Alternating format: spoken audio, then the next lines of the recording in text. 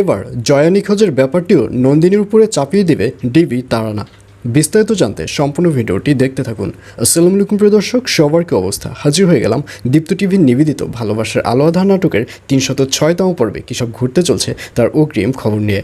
Alright, এই পর্বে আপনারা দেখতে পারবেন অবশেষে থানার মধ্যে নন্দিনী এবং মিস্টার মাহিন ও অন্যান্য যে লোকেরা রয়েছে তারা যখন কথা বলবে, ঠিক তখনই ওখানে রাইসা এসে হাজির হবে। রাইসা এসে মাহিনকে বলবে, মাহিন তুমি ঠিক আছো তো? আমার তো তোমাকে নিয়ে খুব টেনশন হচ্ছিল।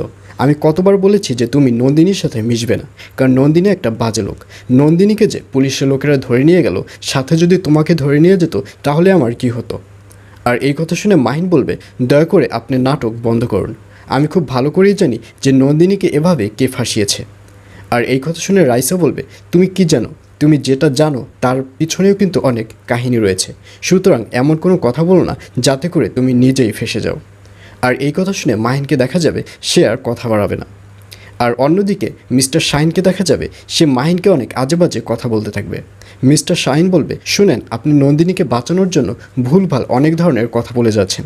যেখানে নন্দিনীর লোকরাই নন্দিনীর হয়ে সাক্ষী দিচ্ছে, সেখানে আপনার কোনো কথাই অ্যাকসেপ্টেড নয়। আর এই কথা শুনে তারানা বলবে, শাহিন সাহেব, আপনি দয়া করে আপনার ওয়াইফকে নিয়ে এখান থেকে চলে যান, কারণ আপনার ওয়াইফ অসুস্থ। ওকে আগে বাড়িতে গিয়ে সুস্থ করুন।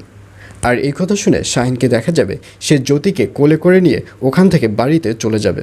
আর অন্যদিকে শাহিনের বাড়ির যে লোকজন রয়েছে, অর্থাৎ শাহিনের বাবা মা, তারা অনেক টেনশন করতে থাকবে যে কি হচ্ছে।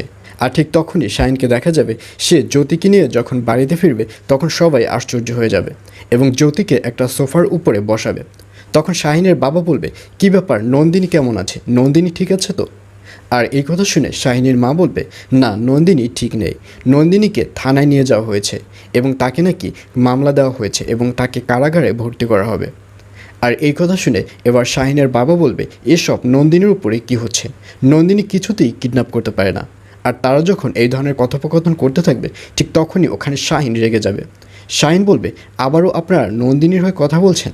আপনাদের কতবার বলবো যে ও নন্দিনী না, ও হচ্ছে একটা কিডন্যাপার। ও আমার ওয়াইফকে কিডন্যাপ করেছে। দয়া করে ওর হয়ে কোনো কথা বলবেন না আপনারা। তখন আবারও শাহিনের বাবাকে দেখা যাবে সে নন্দিনীর ব্যাপারে কথা বললে আবারও শাহিন রেগে যাবে। শাহিন বলবে, ঠিক আছে, আপনারা সবাই নন্দিনীকে নিয়ে থাকুন। জ্যোতির সেবা যত্ন সব কিছু আমি একাই করব। এই বলে শাহিনকে দেখা যাবে সে রাগ করে জ্যোতিকে নিজে একাই উপরে নিয়ে যাবে এবং ডক্টরকে ফোন করবে।